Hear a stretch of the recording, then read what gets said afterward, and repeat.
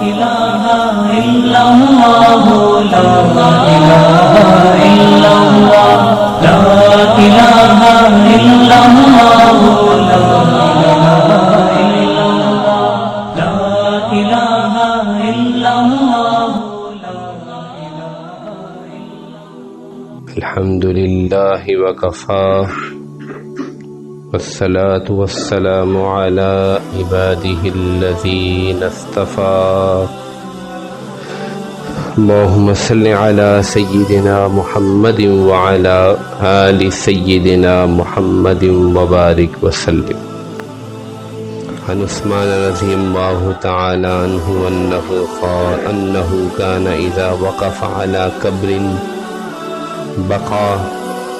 بكى حتى يبل لحيته فقيل له تذكر الجنة والنار فلا تبكي وتبكي من هذا فقال إن رسول الله صلى الله عليه وسلم قال إن القبر أول منزل من منازل الآخرة فإن نجا منه فما بعده أيسر منه وَإِن لَّمْ يَنْجُ مِنْهُ فَمَا بَعْدَهُ أَشَدُّ مِنْهُ.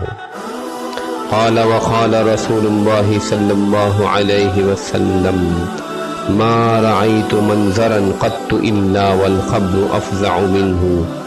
رواه الترمذي وابن ماجه. وعن عثمان رضي الله تعالى عنه قال كان النبي صلى الله عليه وسلم إذا فرغ من دفن الميت وقف عليه فقال استغفروا لأخيكم ثم سلوا له بالتثبيت فإنه الآن يسأل.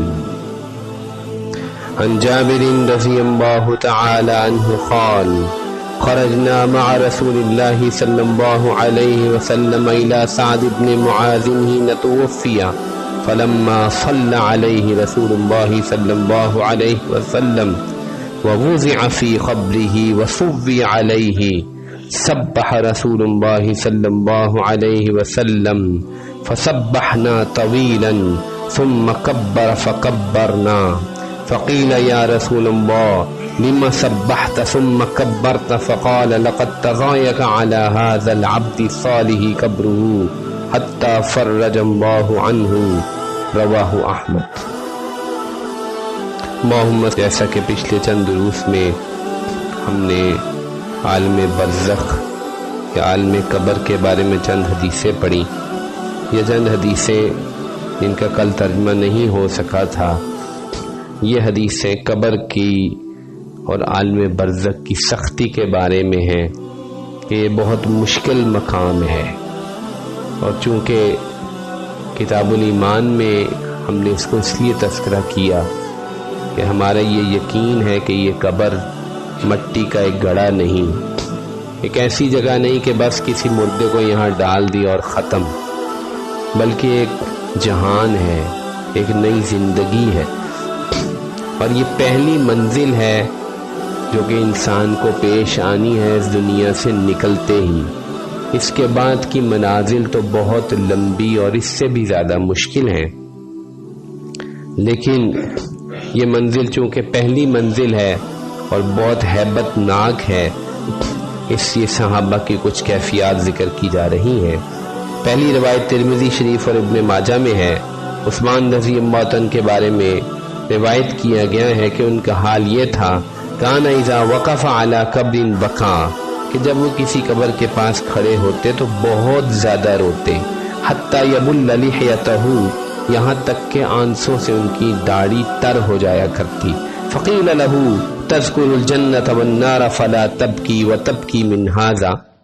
عرض کیا گیا کیا بات ہے، آپ جنت و دوزخ کو یاد کرتے ہیں تو اتنا نہیں روتے جتنا قبر کے وقت روتے ہیں. فقال ان رسول اللہ صلی اللہ علیہ وسلم ان القبر اول منزل من منازل الاخرہ. ارشاد فرمایا میں نے رسول پاک صلی اللہ علیہ وسلم کو فرماتے ہوئے سنا کہ قبر آخرت کی منزلوں میں سے پہلی منزل ہے. فَإِن نَجَا مِنْهُ فَمَا بَعْدَهُ أَيْسَرُ مِنْهُ، پس اگر بندہ اس سے نجات پا گیا تو آگے کی منزلیں اس سے زیادہ آسان ہیں. وَإِن لَّمْ يَنْجُ مِنْهُ فَمَا بَعْدَهُ أَشَدُّ مِنْهُ، اور اگر یہاں نجات نہ پا سکا تو اس کے بعد والی منزلیں تو اور زیادہ سخت اور شدید اور کٹھن ہیں. پھر فرمایا وقال رسول اللہ صلی اللہ علیہ وسلم ما رأیت منظرا قط الا والقبر افظع منہ.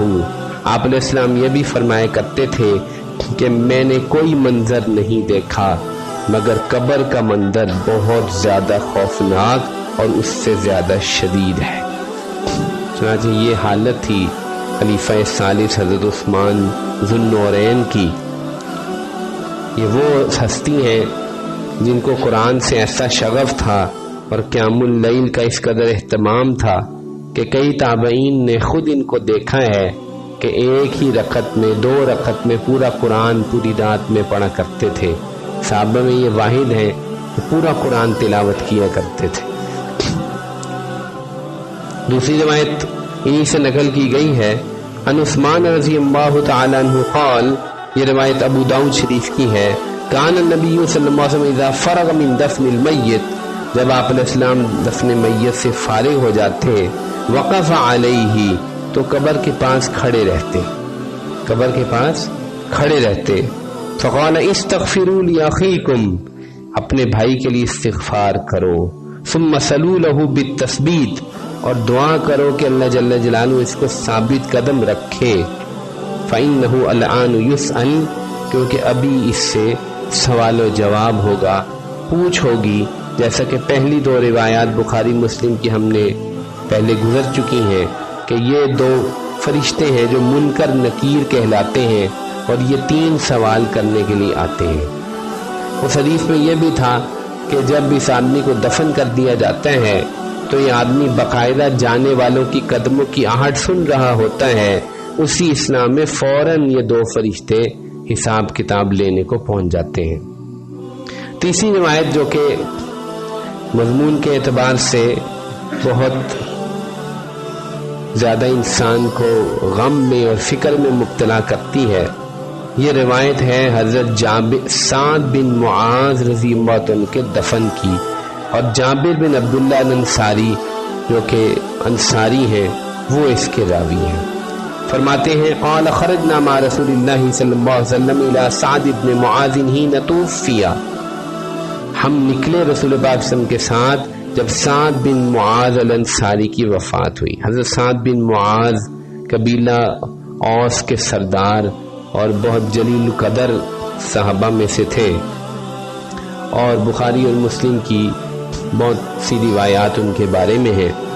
یہ وہ ہستی ہیں جنہوں نے غزوہ خندق کے اندر جہاد کیا. 5 ہجری کی آخر کی بات ہے، اور چونکہ زرہ چھوٹی تھی تو ایک تیر آ کر اکحل میں لگا. شارک جب بازو میں پہنچتی ہے تو اس کو اکحل کہتے ہیں، جس کی وجہ سے ان کو زخم ہوا. زخم ایسا شدید تھا لیکن آپ علیہ السلام نے فوراً لوہے کی گرم سلاخ لگوا کر داغ دیا، اس کو خون رک گیا. اس کے بعد پھر جب کفار واپس ہو گئے تو بنو قریظہ کی طرف رخ کیا گیا جنہوں نے بدعہدی کی تھی، اور ان کے پہلے 25 دن کفار کا محاصرہ رہا، پھر 25 دن مسلمانوں نے بنو قریظہ کا محاصرہ کیا. تو بنو قریظہ نے بالآخر ہتھیار ڈال دیے. انہوں نے کہا کہ سعد ابن معاذ جو فیصلہ کریں گے ہم اس کو قبول کر لیں گے. چنانچہ ان کو بلایا گیا، یہ زخمی تھے، ان کے خچر پہ لایا گیا، اور سارا رستہ اوس کے سردار سفارش کرتے رہے کہ ہمارے حلیف ہیں، ذرا خیال کرنا. چاچے بخاری میں قوموا الی سیدکم، کھڑے ہو جاؤ اپنے سردار کے لیے. چنانچہ وہ آئے، کہا تم فیصلہ کرو. کہا میں فیصلہ کرتا ہوں جتنے جنگ کے قابل مرد ہیں ان سب کی گردنیں اتار دی جائیں، تو جتنی عورتیں اور بچے ان سب کو غلام بنا لیا. تو آپ علیہ السلام نے فرمایا کہ تم نے وہ فیصلہ کیا جو آسمان پہ بادشاہ کا ملک کا فیصلہ ہے. چنانچہ دعا کی کہ اے اللہ اگر اب قریش نے دوبارہ رسول پاک صلی اللہ علیہ وسلم پر حملہ نہیں کرنا تو میں دوبارہ مزید زندہ نہیں رہنا چاہتا. چنانچہ وہیں پر جو ہے خیمے کے اندر ان کا زخم پھوٹ گیا اور خون بہتے بہتے باہر آ گیا. چنانچہ حدیث ہے اہتز عرش الرحمن علی موت سعد بن معاذ، اللہ کا عرش جھوم اٹھا یا تھرا اٹھا سعد بن معاذ کی موت پر. دوسری روایت میں ہے کہ 70,000 فرشتوں نے جنازے میں شرکت کی. آپ پنجوں کے بل چلتے ہوئے آ رہے تھے اور کہہ رہے تھے کہ زمین پہ اتنی جگہ نہیں ہے کہ میں قدم رکھ سکوں. اب ان کے قبر میں ڈالنے جانے کا حال ہے. فلما صلی رسول اللہ صلی اللہ علیہ وسلم ووضع فی قبرہ وصوی علیہ، جب ان کو قبر میں ڈال دیا گیا جنازے کے بعد اور قبر برابر کر دی گئی، سبح رسول اللہ صلی اللہ علیہ وسلم فسبحنا طویلا، آپ دیر تک سبحان اللہ کہتے رہے. ثم کبر فکبرنا، پھر آپ نے اللہ اکبر کہنا شروع کیا اور ہم بھی کہتے رہے. فقیل یا رسول اللہ لما سبحت ثم کبرت، عرض کیا گیا کہ آپ کی تسبیح اور تکبیر کا کیا معنی ہے، کیا مطلب، کیوں آپ نے ایسا کیا؟ فقال لقد تزايك على هذا العبد الصالح قبره، فرمایا اللہ تعالیٰ کے اس نیک بندے پر اس کی قبر تنگ ہوئی. حتی فرج اللہ عنہ، پھر اللہ تعالیٰ نے اس کو کھول دیا. اس قدر جلیل قدر انسان جن کی ایسی قربانی ہے، ان کو بھی قبر نے ایک دفعہ بھینچا ہے اور دبوچا ہے، پھر فوراً اس کو دور کر دیا گیا. لیکن رسول پاک صلی اللہ علیہ وسلم فوراً تسبیح کر رہے ہیں. تو ہم ایسوں کا پتہ نہیں کیا بنے گا، ہمارا تو عمل ہی کوئی نہیں. یہ تو صحبت رسول بھی پائی ہے اور ایسا عمل کیا ہے کہ صحابہ بھی رش کیا کرتے تھے، تو ہم نے تو کچھ کیا ہی نہیں.